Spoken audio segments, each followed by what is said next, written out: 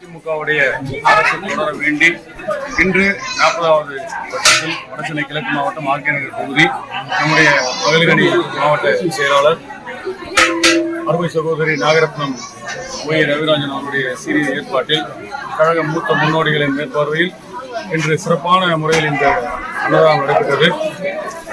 என்ன பிரார்த்தனை என்றால், வரும் 2026ஆம் ஆண்டு நம்முடைய அம்மாவுடைய தொகுதி ஆர்கே நகர் என்றுமே அம்மாவுடைய தொகுதிதான்.